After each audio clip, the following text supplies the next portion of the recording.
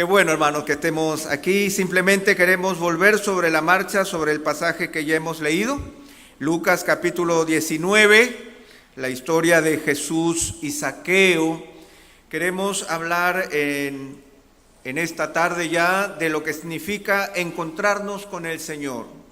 Si hay algo que la Escritura señala y que forma parte de la Escritura y forma parte también de lo que nosotros estuvimos hablando en estos días de manera intensa, recorrimos la vida de Abraham en toda su profundidad, de principio a fin, lo que nos cuenta la Escritura.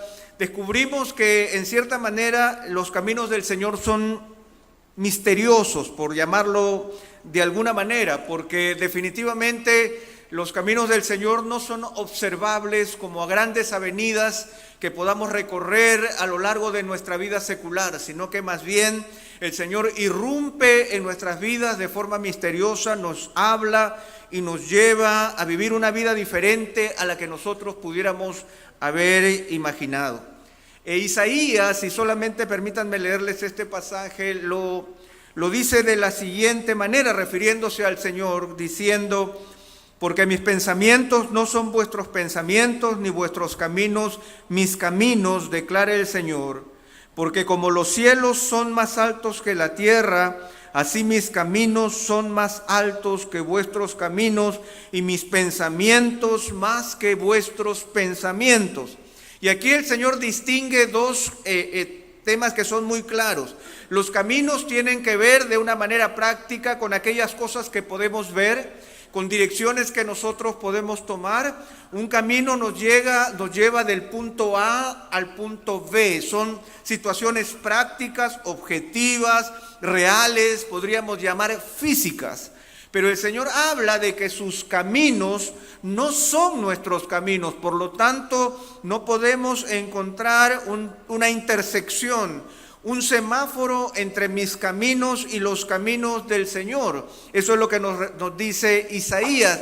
Y por otro lado, no solamente se trata de que al ir caminando yo me encuentre en una ruta en donde diga, por esta ruta voy a encontrarme con el Señor, sino que aún esto se hace más lejos, porque el Señor nos dice que ni aún mis pensamientos son sus pensamientos. Por lo tanto, aún en el hecho de que yo pueda tomarme el tiempo para cesear un poco y pueda pensar y reflexionar y tratar de encontrarme allí lo más cerca de la divinidad, el Señor dice: tus pensamientos ni siquiera son mis pensamientos. Sin embargo, de alguna manera nosotros estamos reunidos aquí porque Dios ha hablado, porque Él se ha acercado a nosotros, porque el Hijo del Hombre vino y habitó entre nosotros y Él puso su tienda en medio de nuestras vidas y en medio de nuestra realidad, y vimos su gloria, gloria como del unigénito del Padre, lleno de gracia y de verdad.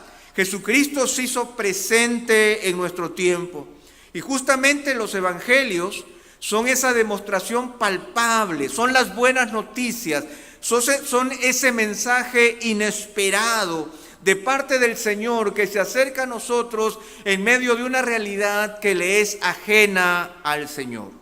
Y eso es lo que nosotros encontramos aquí en Lucas, el capítulo 19. Si volvemos a abrir, si ustedes vuelven a abrir sus Biblias, o como yo lo digo siempre, a encender sus Biblias, porque hay algunos que ya no la abren, sino que la encienden ahí en sus teléfonos. Entonces encienden sus Biblias en Lucas el capítulo 19, y si nosotros vamos a ir verso a verso, vamos a ir primero al verso 1. Habiendo entrado Jesús en Jericó, iba pasando por la ciudad.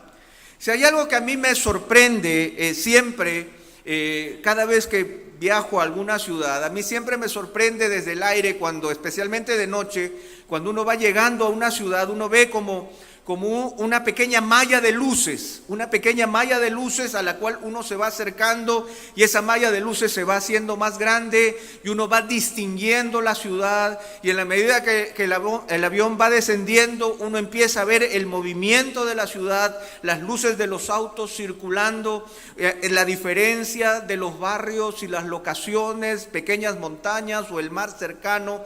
Pero esa malla que nosotros vemos allí, esa ciudad, representa todo un movimiento, una cultura, un idioma, una forma de vivir, gustos, colores, sabores, de tal manera que esa ciudad representa un pequeño universo que se mueve y se desenvuelve bajo una realidad que es muy diferente a otra ciudad, en otro lugar, en otro país, a una forma de hablar, de pensar, de sentir, de moverse.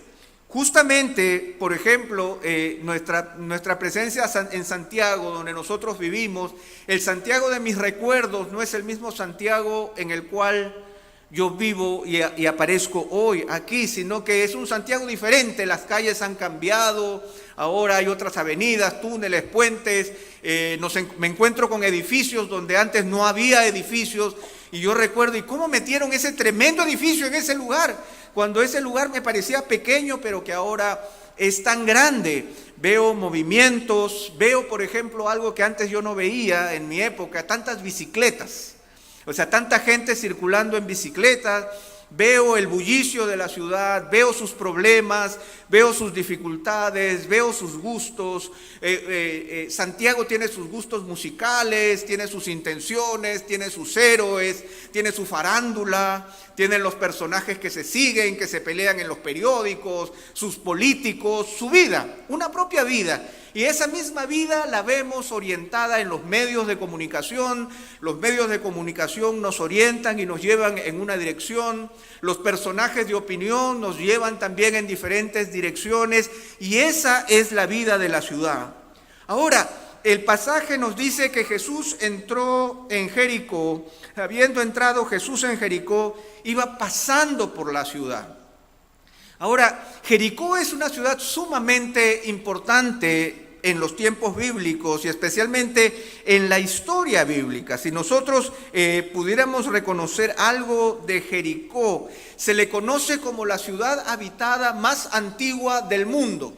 La ciudad continuamente habitada más antigua del mundo.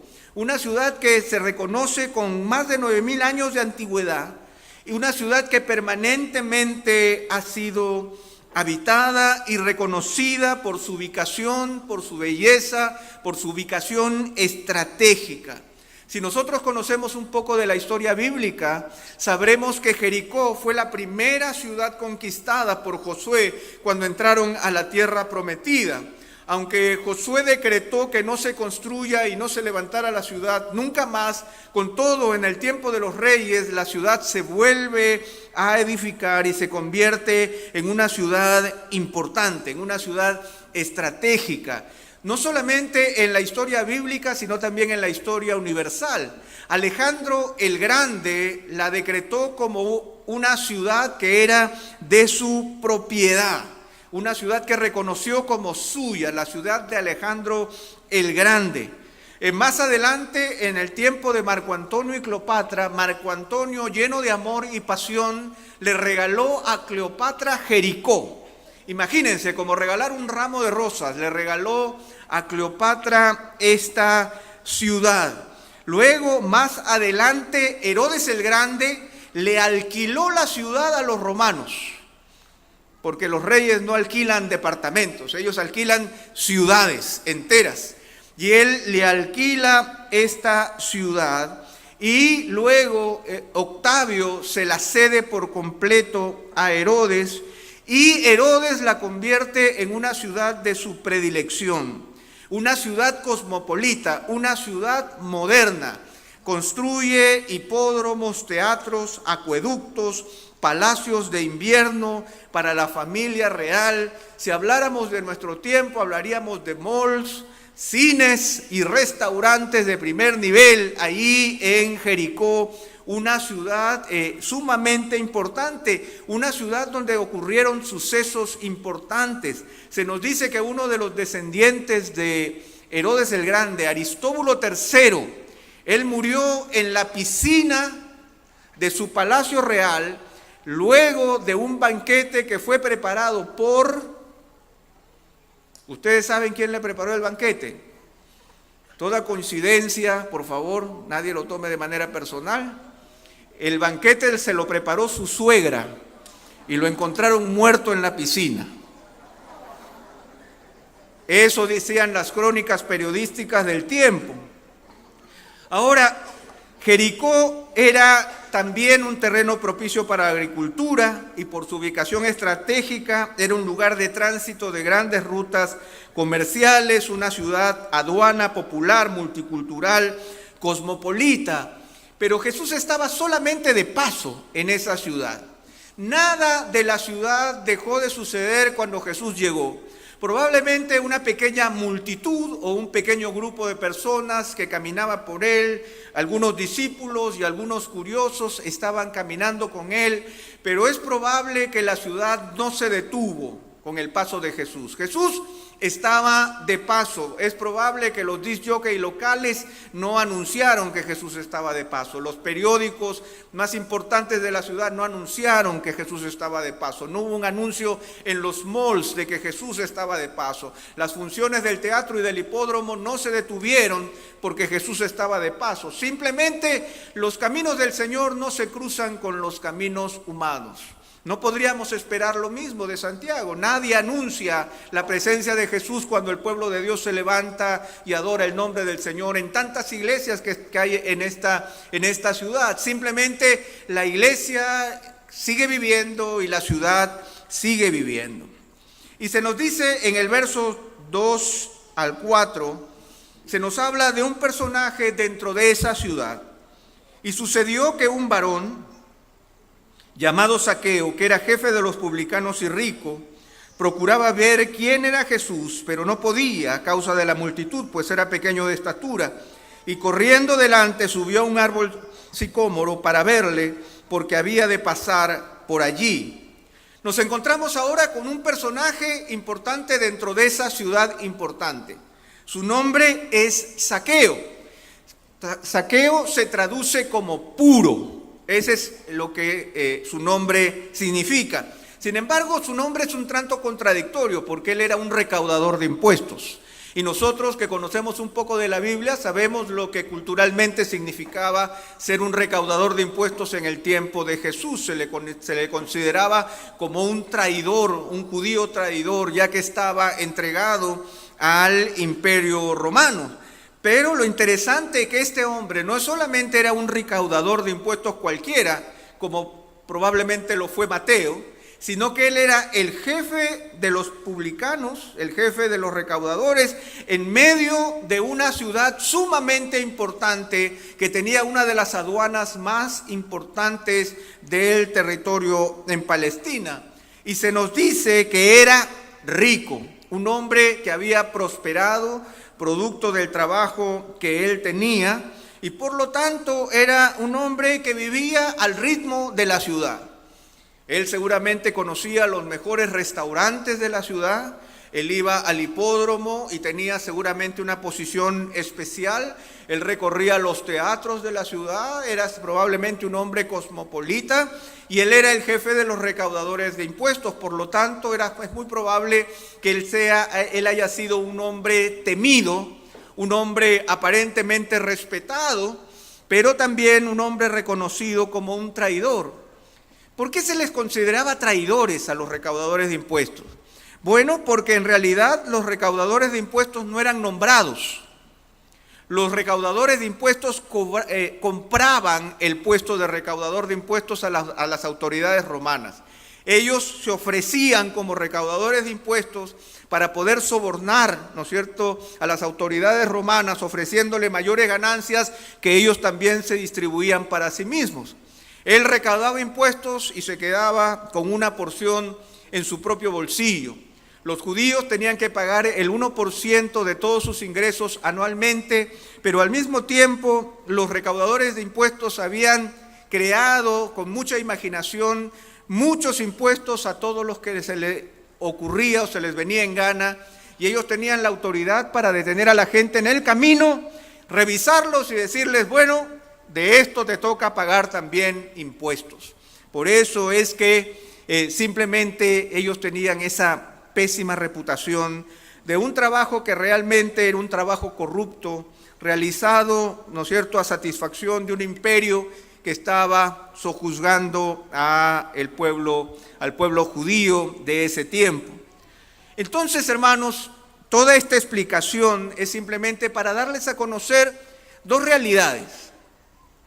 El Señor dice que ni sus caminos son nuestros caminos, ni que sus pensamientos son nuestros pensamientos. Por lo tanto, la vida de la ciudad, como le hemos mencionado, como tanto en Jericó de hace 2000 años, como en Santiago de Chile del 2016, la vida de la ciudad no nos lleva al Señor. Al contrario, nos aparta del Señor. Que tengo que viajar en el metro, que llegar a la iglesia se me hace difícil, que con los tacos no se puede, que en realidad mi trabajo me tiene tan atolondrado. Y así como con Zaqueo, el trabajo de Zaqueo definitivamente no lo acercaba al Señor.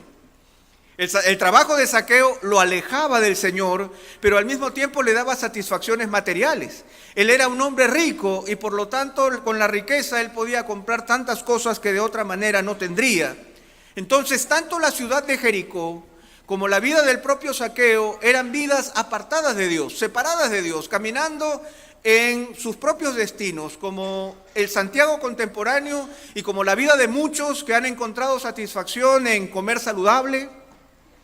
Ahora ustedes saben, el nuevo Dios es comer saludable, hacer ejercicio. Me compré mi bicicleta, ahora estoy corriendo, ahora estoy haciendo estas cosas, de tal manera que la vida bajo el sol ocupa mi propia realidad, mis propias experiencias, mis propios desafíos. He encontrado la satisfacción en mi propia carrera o estoy pensando ya en mi jubilación, en lo que haré ahora que me vaya a comprar mi parcela de agrado. ¿Todavía existe la frase parcela de agrado? A mí siempre me encantó que dijeran parcela de agrado. Nunca entendí por qué era la palabra de agrado, pero parcela de agrado yo imagino porque es una parcela no para hacer agricultura, sino para vivirla, ¿no es cierto?, para disfrutarla. Entonces, hay muchas cosas de esa manera, y mucha vida de esa manera, y ahí está Zaqueo. Ahora, nosotros nos encontramos en el verso 3 de manera sorprendente, que dice que Zaqueo procuraba ver quién era Jesús.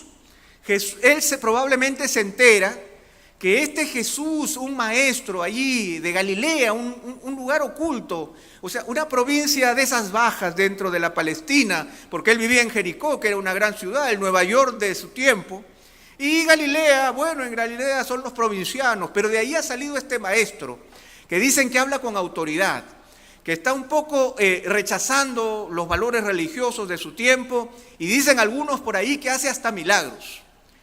Zaqueo dice que él quería y procuraba ver quién era Jesús.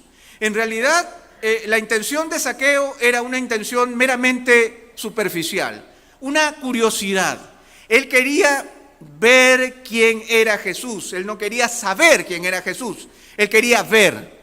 Así nosotros también tenemos una intención de conocer las cosas con nuestros sentidos, solamente con nuestra observación. Yo quiero ver quién era Jesús y para eso se tomó el trabajo, siendo un hombre pequeño de estatura, él corrió, subió a un árbol para verle porque Jesús iba a pasar por allí. Ahora, en el servicio anterior yo les decía que Zaqueo era un hombre rico. Y por lo tanto, yo no imagino de una manera tan sencilla a este hombre rico, funcionario público, de hombre de gran autoridad, seguro con vestiduras espléndidas, simplemente subiéndose a un árbol. Es probable que él caminaba con 2 siervos y un guardaespaldas, porque recordemos que era una persona odiada también, ¿no? Entonces él corrió y le dijo, a ver, siervos, súbanme al árbol, tráigame un cojín que voy a ver a Jesús. Y si habían algunos niños, porque los niños son los primeros que se suben a los árboles, me bajan esos niños que yo voy a subir. Y probablemente lo ayudan a subir y lo ponen en el árbol, porque él quería ver pasar a Jesús. Ahora, ¿esa curiosidad es diferente a nuestra curiosidad? No. Nosotros también tenemos la espiritualidad de la profundidad de un pañuelo. A nosotros nos encanta que nos hablen las cosas, porque yo también quiero ver quién era Jesús. No quiero conocer, quiero ver quién era Jesús. ¿Y saben cuál es la mayor manifestación de la misma curiosidad Zaqueo en nuestro tiempo? Ustedes saben qué haríamos nosotros si fuéramos los Zaqueos de ese tiempo. Lo que hubiéramos hecho es lo siguiente: Jesús empieza a pasar, miren, Jesús está pasando por ahí, yo estoy en el árbol, Él está allá abajo y yo voy a hacer esto.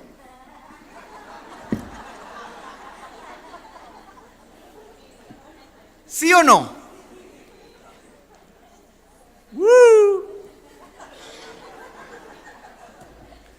Porque hasta allí llega mi curiosidad.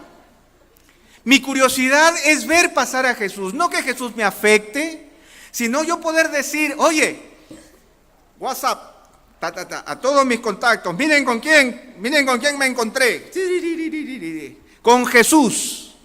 Y ya, de allí sigo viviendo mi vida, sigo caminando, y de alguna manera u otra, si en algún momento se vuelve a hablar de Jesús, volveré a hablar de ese encuentro que en realidad no fue encuentro que yo tuve con Jesús. Hasta ahí llega entonces la capacidad humana de poder toparnos con los caminos de Dios y con los pensamientos de Dios. Ese es el límite hacia donde yo llego, hacia el límite de una curiosidad superficial y de una curiosidad, podríamos llamarlo así, temporal. Pasó Jesús, lo vi, estuve tan cerca de Él, no lo llegué a tocar, pero me quedo con un gran recuerdo. Ahora, si nosotros llegamos a este momento, hasta este momento, entonces no hay ninguna buena noticia. Zaqueo sigue siendo el mismo Zaqueo, sigue viviendo en la misma Jericó, que no va a cambiar, ni ha cambiado, ni ha sucedido nada extraordinario. Jesús pasó por Jericó, no hubo un terremoto, no hubo el cielo que se oscureció y se convirtió en fuego, no es que la luna y los meteoritos cayeron, no hubo nada aparente que cambiara el ritmo de la ciudad. Sin embargo, hay algo que sucede en el verso 5. Dice, cuando Jesús llegó a aquel lugar, mirando hacia arriba, le vio. Mirando hacia arriba, le vio. Recordemos que Zaqueo se subió al árbol para ver quién era Jesús. Y Jesús iba caminando y Jesús logró que su caminar se entrecruzara con el caminar de Zaqueo. Pero no es Zaqueo el que busca al Señor, es el Señor quien encuentra a Zaqueo. Y así ocurre también en nuestras vidas, hermanos. No se trata de mi curiosidad, no se trata de mi persistencia, no se trata de mis pensamientos, no se trata de lo que yo haga o deje de hacer. Se trata de que el Señor nos ve y conoce la intimidad de nuestro corazón. El Señor no quiere tomarse un selfie con nosotros. El Señor conoce completamente quién soy yo. Esa es la realidad, porque inmediatamente Él le ve y le dice, Zaqueo.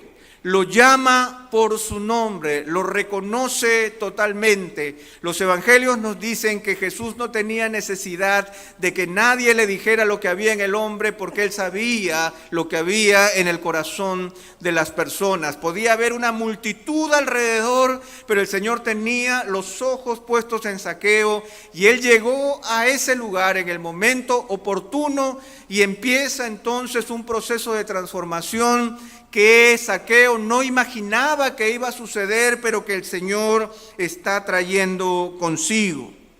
Otra cosa interesante de este encuentro es que el Señor Jesús nunca se somete a la curiosidad de Zaqueo. No es que el Señor se detiene un instante y le dice, Zaqueo, ¿quieres verme bien? Mírame bien. Mira, me voy a dejar de mover y me voy a acomodar para el selfie. Voy a pararme, a ver un momento que me voy a detener, que Zaqueo quiere una foto conmigo. Y no solamente eso, sino que me toma el brazo y se toma la foto conmigo. No, el Señor no actúa de esa manera. Cuando el Señor irrumpe en nuestras vidas, hay algo que nosotros debemos saber. El Rey del universo irrumpe en mi vida con toda autoridad. Eso es lo que nos dice el pasaje. Zaqueo, date prisa, desciende, porque hoy es necesario que pose yo en tu casa. Zaqueo, date prisa y desciende, porque hoy es necesario que pose yo en tu casa. Apúrate, baja, es necesario que hoy yo vaya a tu casa. Jesús no está haciendo una sugerencia, Jesús está dando una orden. Jesús no busca satisfacer la curiosidad de Zaqueo, no le dice, a ver, Señor, te estás equivocando, a ver un momentito, a mí nadie me apura, 1. Segundo, yo soy Zaqueo. Tercero, tengo otros compromisos, así que hoy yo no, en mi casa no, quizás mañana. Si te quedas esta noche, quizás mañana yo vaya a tu casa. Pero eso no es lo que ocurre, esa no es la intención del Señor y esa no es la forma que podemos tratar al Rey de Reyes y Señor de Señores. Entonces, lo que vemos aquí es simplemente cuál es la actitud del Señor frente al encuentro que Él pudiera tener con cada uno de nosotros. Entonces dice el verso 6 que Él descendió a prisa y lo recibió gozoso. Lo recibió gozoso. El recibirlo gozoso no significa que Él sabía lo que iba a pasar. Probablemente Zaqueo estaba sumamente orgulloso. ¡Wow! Jesús sabía quién era yo. Me llamó por mi nombre. Probablemente me había visto en el Hola o en la revista del Sábado del Mercurio o en algún noticiero. Por lo tanto, mira, yo no paso desapercibido. ¡Ja! Jesús está yendo a mi casa. Él no sabe lo que va a pasar porque su curiosidad no pasa de ser superficial y temporal, pero cuando el Señor irrumpe en nuestras vidas, va a hacer algo que nosotros nunca imaginamos. Miren ustedes lo que dice el verso 7. Al ver esto, todos murmuraban diciendo que había entrado a posar con un hombre pecador. En el pasaje nosotros encontramos 3 ver. Zaqueo, que quería ver quién era Jesús. Jesús, quien vio a Zaqueo. Y la multitud que vio el acto y reaccionó ante esa situación. Hay algo que nosotros debemos saber, hermanos. Cada vez que el Señor se acerca a nuestras vidas, el Señor pone en juego su reputación al llamarnos. Cada vez que el Señor nos busca, el Señor pone en juego su reputación al entrar a nuestras vidas. Porque en este pasaje nos dice, al ver esto, todos murmuraban. La palabra todos en el original tiene que ver con todos y cada uno, el 100%. Nadie se quedó sin decir algo y todos estaban opinando mal de Jesús, porque había entrado a posar con un hombre pecador. Esa es la primera realidad de nuestro acercamiento con el Señor. Cuando nosotros nos acercamos al Señor, nos acercamos reconociendo que hay una condición de nuestra parte que no le agrada al Señor. Yo soy un hombre pecador. Ahora, Jesús con todo fue a la casa de Zaqueo. Y le dijo, es necesario que pose yo en tu casa. Los estudiosos y los eruditos dicen que Jesús pasó la noche con Zaqueo. Pero durante esa noche, probablemente ellos conversaron, hablaron, y de lo que ellos hablaron nosotros no tenemos en el texto ninguna referencia. Pero es indudable que ellos tuvieron una conversación. Hermanos, cuando el Señor viene a nuestras vidas, el Señor viene para hablarnos. Y viene para hablarnos en la intimidad de mi corazón. Viene para hablarme no en la periferia de mi vida. El Señor no es como un estudio bíblico en donde hablamos generalidades. No es como un sermón en donde el pastor intenta llegar a los corazones de las personas de modo indirecta. Cuando Jesús viene a nuestras vidas, Él habla a nuestras conciencias y habla a la realidad más íntima de nuestro ser, que solamente Él y yo conozco, y que algunas veces solamente Él conoce y tiene que revelármela. Jesús habló con Zaqueo en la intimidad de su corazón. Jesús habló con Zaqueo en la intimidad de su corazón y se nos dice en el verso 8 que esa conversación produjo en Zaqueo una transformación radical. Dice el verso 8, entonces Zaqueo, puesto en pie, dijo al Señor. Se nos dice que había una multitud alrededor, pero aquí suceden dos actos interesantes. Dice que Zaqueo se puso en pie. Ahora, no es necesario afirmar que él estaba sentado y que se puso en pie, sino que a veces esta afirmación tiene que ver con el hecho de que él iba a decir algo importante. Pero también es notable reconocer que Zaqueo, al ponerse en pie, está reconociendo la autoridad de Jesús porque se va a dirigir a él. Y no solamente eso, sino que habiendo una multitud a su alrededor, dice, entonces Zaqueo, puesto en pie, le dijo al Señor. Hermanos, la realidad de nuestra vida no depende de las circunstancias y no depende de lo que digan los demás. Depende del Señor que nos está observando en lo profundo de nuestras conciencias. El Señor viene a hablarnos a nosotros y nosotros solamente le damos cuenta a Él de nuestras vidas. Y eso es lo que hace Zaqueo. Y él le responde y le dice al Señor, he aquí, Señor, a partir de este momento, Señor, después de esa conversación secreta que tú y yo tuvimos, Señor, voy a hacer algo.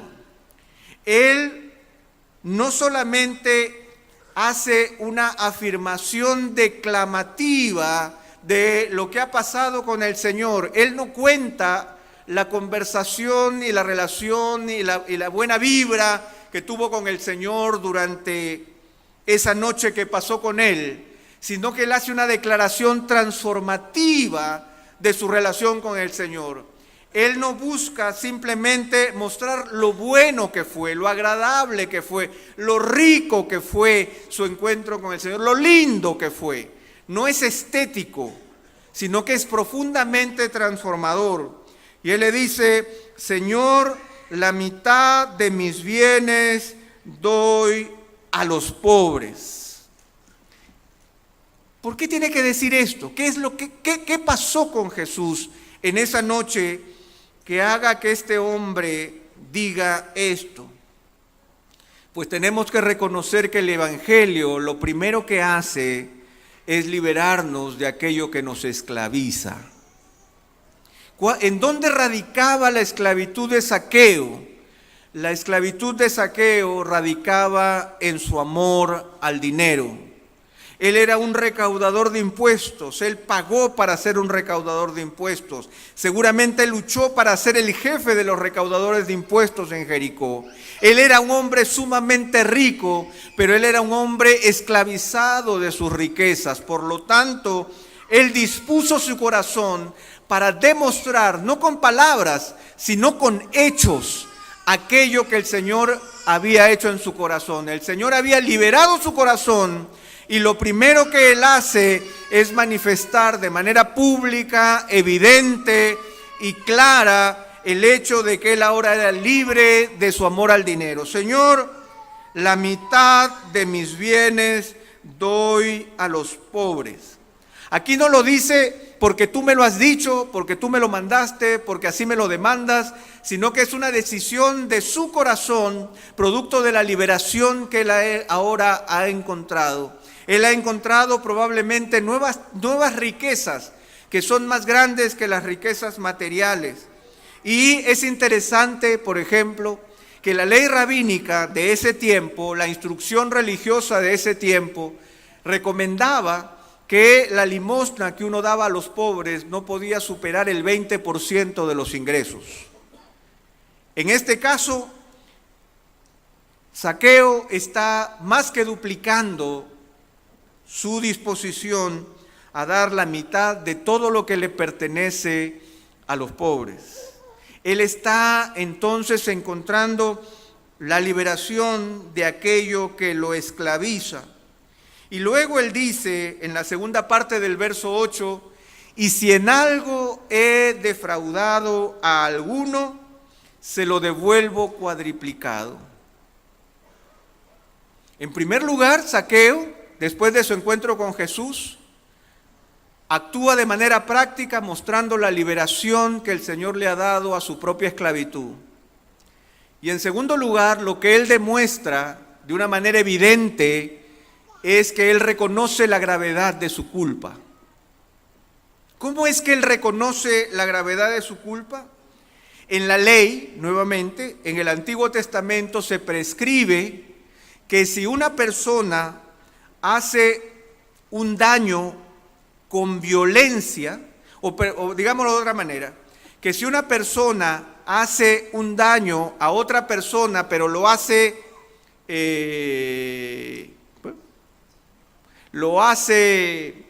no de manera voluntaria. Entonces, cuando una persona simplemente comete un error y le hace un daño a otra persona, esa persona tiene que devolver 1/5 más del daño producido. Sin embargo, si yo he hecho un daño y este daño es con violencia, entonces yo tengo que devolver cuadriplicado, o sea, 4 veces más del daño que causé. Lo que está haciendo Zaqueo entonces es despojarse en primer lugar, liberarse del dominio que el dinero tenía sobre él al dar la mitad de sus bienes a los pobres, y en segundo lugar reconocer la gravedad de su falta. Él ya no se excusa, él no le echa la culpa a los demás, que la situación es así, los recaudadores de impuestos tenemos demandas, si tú supieras cómo es el centurión romano que me exige estas cosas, en realidad yo no vivo con tanto, hay otros que viven con más, yo en realidad no los golpeo, solamente les saco las cosas rápido, etcétera, etcétera, etcétera. Él no justifica, él reconoce la gravedad de su falta de una manera práctica. No es una manera retórica, no es en su pensamiento, no es de una manera poética, no hay llanto, no hay gemido, no está de rodillas, no está con ceniza en la cabeza, no se ha rasgado las vestiduras, pero realmente ha sucedido un cambio en su corazón. ¿Qué tiene que ver esto con nosotros? El verso 9 con las palabras de Jesús son sumamente importantes. Dice: hoy ha venido la salvación a esta casa. Lo que hace el Evangelio, lo que nos hace Lucas, es hacernos entender cómo es que el Evangelio llega a nuestras vidas. El Evangelio llega a nuestras vidas de manera sorpresiva. El Evangelio llega a nuestras vidas por iniciativa de Dios y no por iniciativa personal. Pero el Evangelio llega a nuestras vidas de forma transformadora, de forma liberadora, de forma que nosotros podemos reconocer la gravedad de nuestras faltas porque la salvación ha llegado a nuestra casa, la salud ha llegado a nuestra casa, la transformación ha llegado a mi propia casa, de tal manera que yo puedo ser libre de mi esclavitud y yo al mismo tiempo puedo reconocer la gravedad de mi culpa, pero ya he sido salvado. Hoy ha venido la salvación a esta casa. Ahora, no solamente se trata de que ha sucedido algo, sino que ese algo ha sido producido por alguien. La salvación ha venido. ¿Quién ha venido? Ha venido Jesús, el gran Salvador. Entonces, hermanos, eso es lo que nosotros tenemos que pensar con respecto a nuestra propia salvación. Si yo reconozco que soy salvo, si el Señor me ha salvado, si yo le he entregado mi vida a Jesús el Salvador, entonces, de acuerdo al Evangelio, de acuerdo a esta definición de Lucas, yo he llegado a la salvación, no por mis propios medios, sino que el Señor vino a mi encuentro, me llamó y me ordenó que yo tenía que escucharle. Y después de escuchar al Señor, el Señor ha producido 2 cosas en mí. Me ha dado libertad y me ha hecho reconocer quién soy yo en realidad. Eso ha sucedido en mí cuando la salvación ha llegado a mi casa. Pero lo más importante de todo es lo que dice el verso 10.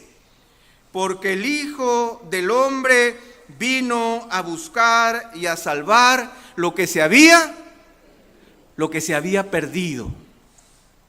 Hermanos, nosotros estábamos perdidos en el bullicio de la ciudad y de nuestras propias actividades.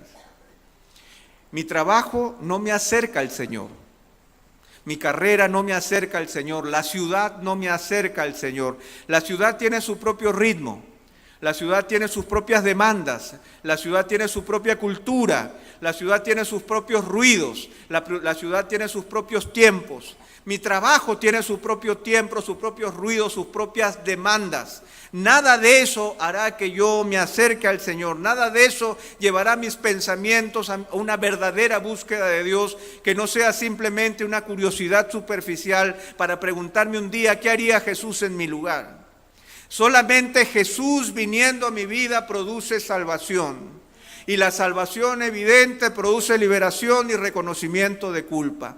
Jesucristo vino a buscar lo que se había perdido. Si tú has tenido un encuentro con Jesús es porque Jesús te encontró. No porque tú lo encontraste, no porque tus pensamientos te llevaron a Él, sino porque Él decidió buscarte y encontrarte. Él te encontró. Pero no solamente vino a buscarte de tal manera que ahora tú eres un cristiano atrapado entre tus propios pecados, atrapado en tus propias malicias y en tus propias tribulaciones, sino que Él vino a buscarte y a salvarte. Él vino a buscarte y a transformarte. Si Él te encuentra, te transforma. Si Él te encuentra, te libera. Si Él te encuentra, te hace ver quién eres tú en realidad. Ese es el descubrimiento que el Evangelio hace en Zaqueo. El Hijo del Hombre vino a buscar y a salvar lo que se había perdido. De tal manera, hermanos, que en este domingo simplemente queremos volver a hacer un recordatorio de lo que significa el Evangelio en nuestras vidas.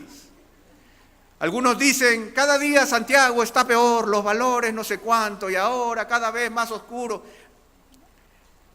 Así es, así fue en el tiempo de los romanos, así es en nuestro tiempo, y así será hasta que el Señor venga. La ciudad no va a cambiar a nuestro favor. El día que la ciudad cambie a nuestro favor, preocupémonos, porque probablemente ya no estamos predicando el Evangelio. El día que al pastor Javier lo veamos en la tele cortando cinta, ¿no es cierto?, sentado allí con las autoridades, preocupémonos, porque probablemente él ya no sea el Javier que nosotros conocemos. Nosotros no vamos a... Miren, la revista, la portada de la revista Hola, el culto de la primera de Providencia. Miren ustedes los hermosos rostros ahí celebrando al Señor. Eso no va a suceder porque la iglesia tiene sus ritmos. Nosotros tenemos que seguir laborando y debemos seguir teniendo nuestros trabajos, y es verdad. Y el trabajo forma parte del orden de Dios para nuestras vidas y es don de Dios. Pero en medio de nuestras ocupaciones y nuestros dilemas, trabajos de ingeniería o de contabilidad, de administración, trabajos en medio de las ciencias como hospitales, enfermeras, doctores, todos tenemos nuestras ocupaciones, pero aún nuestras ocupaciones tienen sus propios ritmos. Pero en medio de esa realidad Jesús irrumpe en nuestras vidas. Y Jesús nos dice, yo soy el camino. Así como ha venido la salvación, Él es la salvación, Él es el camino, que es muy diferente a cualquier otro de los caminos. Y Él ha venido para buscarte y para salvarte.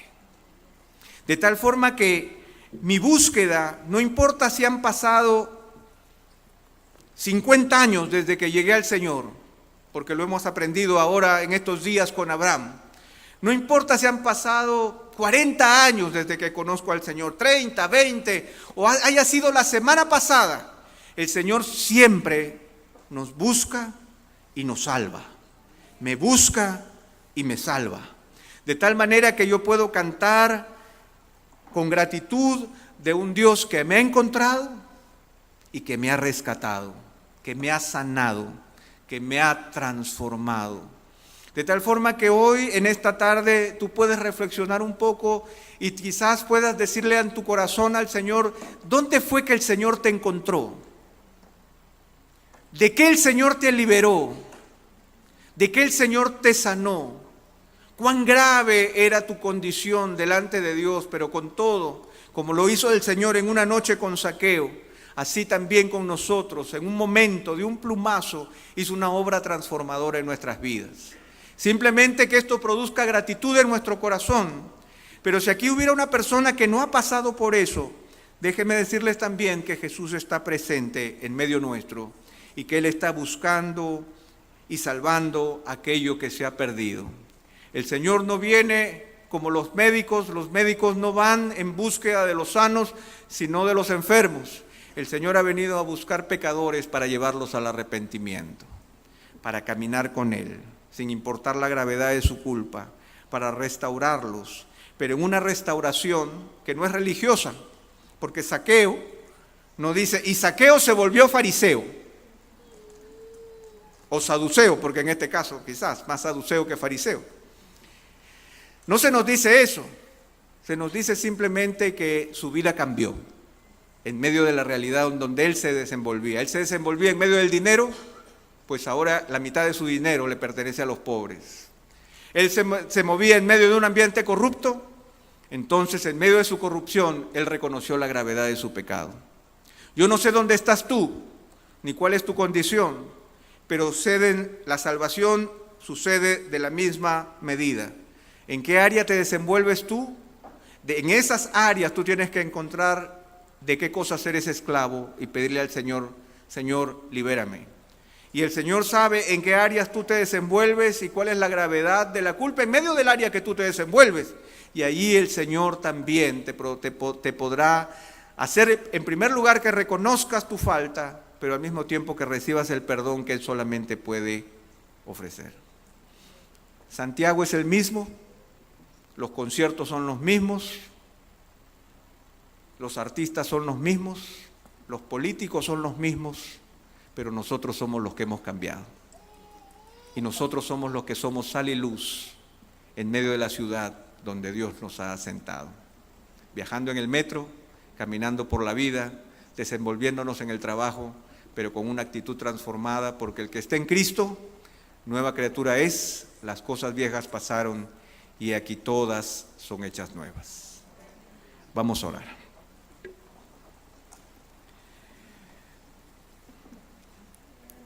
Señor, en esta tarde queremos venir delante de ti para darte gracias. Para darte gracias, Señor, porque si estamos en este lugar es porque tú nos encontraste. Bendito sea tu nombre.